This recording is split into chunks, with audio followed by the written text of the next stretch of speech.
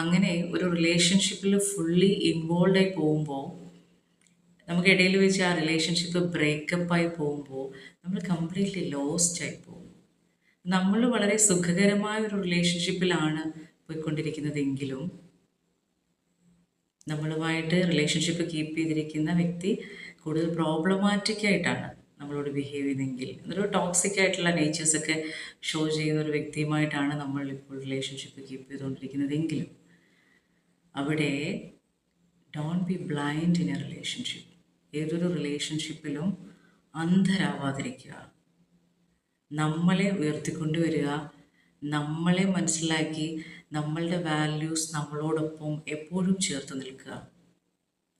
ഇവിടെ ഈ ഒരു ടോക്സിക് ആയിട്ടുള്ള റിലേഷൻഷിപ്പിലൊക്കെ അങ്ങനെ ഒരു റിലേഷൻഷിപ്പായിട്ട് മുന്നോട്ടേക്ക് പോകുന്ന ആൾക്കാരുണ്ടെങ്കിൽ നമുക്കറിയാം അവരുടെ നേച്ചർ നമ്മളെ ബുദ്ധിമുട്ടിക്കുന്നു. അവരുടെ പല അഭിപ്രായങ്ങൾ കേൾക്കുമ്പോൾ അല്ല അവരുടെ പല ഇടപെടലുകൾ കാണുമ്പോൾ നമ്മളൊന്ന് കൺഫ്യൂസ്ഡ് ആകുന്നു. അതെന്താ ഇവർ ഇങ്ങനെ ഇടപഴകുന്നത്, അല്ലെ ഇത് മോശമായിട്ടുള്ള കാര്യങ്ങളാണല്ലോ എന്ന് മനസ്സിലാക്കി കഴിഞ്ഞാലും അതിനോടുള്ള നമ്മളുടെ സമീപനം ഇമോഷണലി മാത്രമാവരുത്, ബുദ്ധിപരം കൂടി ആവണം എന്നുള്ളതാണ്. നമ്മളെ സംരക്ഷിക്കേണ്ട ഉത്തരവാദിത്വം നമുക്ക് തന്നെയാണ്. We have to take care of ourselves. നമ്മളെ നമ്മൾ സംരക്ഷിക്കണം. നമ്മളൊരു ടോക്സിക് ആയിട്ടുള്ള റിലേഷൻഷിപ്പിനകത്ത് പെട്ടുപോയിട്ടുണ്ടെങ്കിൽ കൂടി അതിൽ നിന്ന് പുറത്ത് കടക്കണം. അതിനാരാ തയ്യാറാവേണ്ടത്, അതിനാരാണ് പ്രവർത്തിക്കേണ്ടത്, അതിനെന്തൊക്കെ സ്റ്റെപ്സാണ് നമ്മൾ ചെയ്യേണ്ടത്, അത് ചെയ്ത് നമ്മൾ പുറത്ത് കടക്കണം. അതിന് ഇമോഷണലി മാത്രമല്ല. സാധാരണ നമ്മളൊരു ലവ് റിലേഷൻഷിപ്പായിട്ടൊക്കെ ബന്ധപ്പെട്ട് വരുമ്പോൾ എന്ന് വെച്ചാൽ സ്നേഹം അവിടെ ഒരു എലമെൻ്റാണ് റിലേഷൻഷിപ്പിലെ. അങ്ങനെ പോകുമ്പോൾ നമ്മളുടെ പ്രതികരണം ഇമോഷണലിയാണ് കൂടുതൽ വരുന്നത്.